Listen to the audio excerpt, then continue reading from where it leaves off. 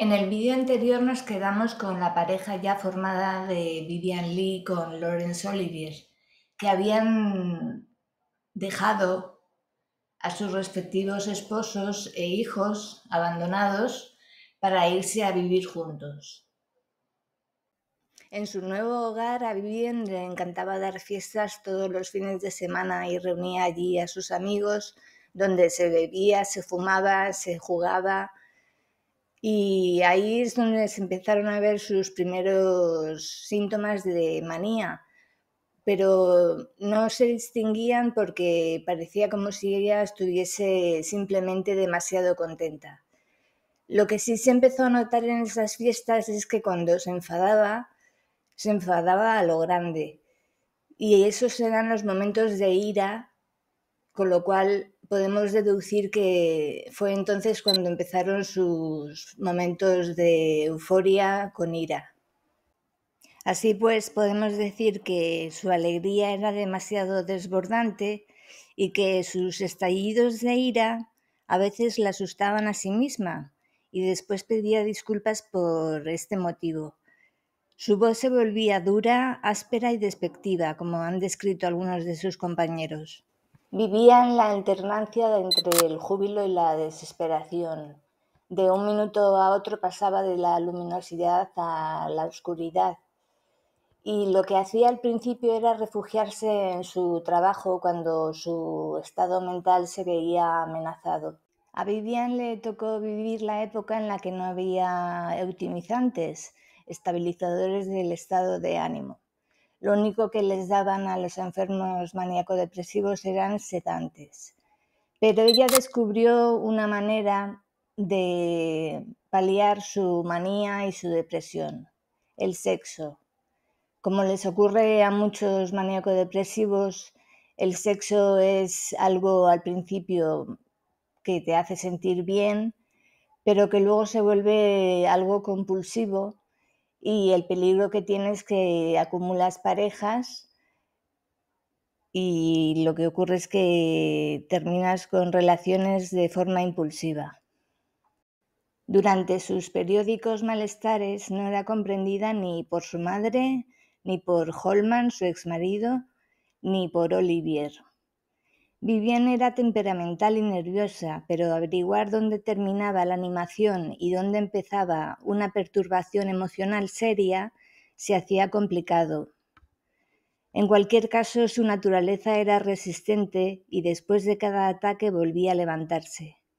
Cuando recuperaba el control, decía: «¿Sabes? En realidad no soy tan mala como parezco».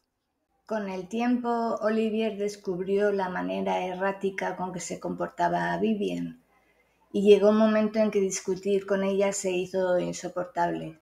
Como hemos dicho antes, se refugiaba en su trabajo, y en el escenario, pues en aquella época todavía hacía obras de teatro, era la perfección misma, pero fuera de él todo cambiaba. Dijo Olivier una vez: «Jamás amaré a nadie tanto como a Vivian, pero no es posible vivir con ella y desempeñar mi trabajo. Resulta demasiado agotadora para mí». Él se quiso separar, pero Vivian no quiso, porque a pesar de las grietas en su matrimonio y sus profesiones, los Olivier seguían siendo en público una pareja de celebridades. ¿Cómo se las apañaron para seguir viviendo juntos, seguir apareciendo como pareja juntos, estando casados? Porque ya en 1940 dijimos en el anterior vídeo que llegaron a casarse.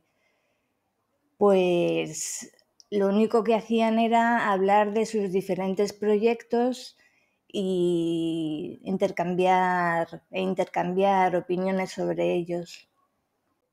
Pero como no podía ser de otra manera, a pesar de las infidelidades de Vivian, Olivier se enamoró de una compañera de reparto del teatro y ahí sí que dijo basta y terminó con el matrimonio. Pero nunca dejaron de tener contacto el uno con el otro, sobre todo por la dependencia que tenía Vivian hacia él. Así que continuaron siendo amigos durante toda su vida, hasta el final de la muerte de ella.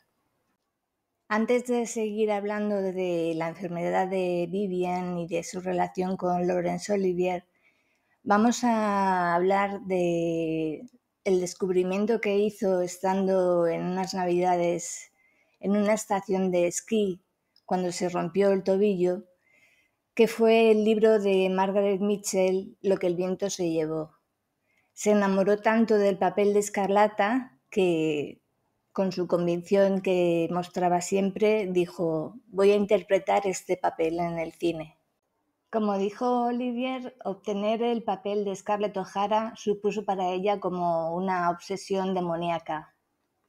Él estaba interpretando a Heathcliff, el papel de Cumbres Borrascosas, el intérprete principal, y un día Vivien se plantó en Estados Unidos y le preguntaron cuando bajaba por las escaleras del avión: «Señorita Lee, ¿qué hace usted aquí?».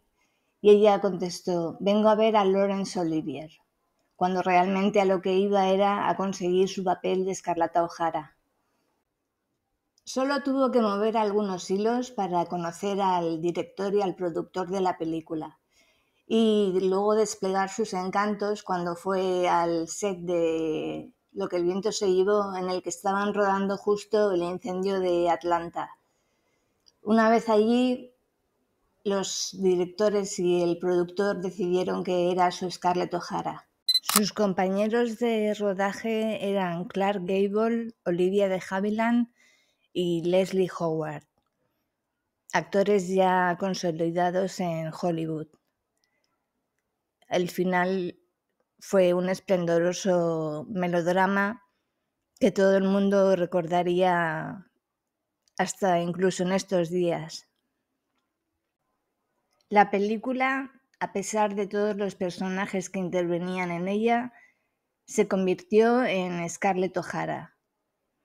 Para el público solamente existía ella, y cuando terminó el pase privado que les hicieron para comprobar cómo funcionaba o cómo funcionaría en los cines, todo el mundo se puso en pie a aplaudir. Margaret Mitchell, la autora del libro, dijo: «Esta es mi Scarlett O'Hara». Como no podía ser de otro modo, Vivien Leigh ganó el premio a Mejor Actriz por su interpretación en Lo que el viento se llevó. A los 26 años lo tenía todo: juventud, talento, fortuna, belleza, gloria internacional, y el amor de su vida era el hombre considerado más atractivo del mundo y el mayor talento de su generación.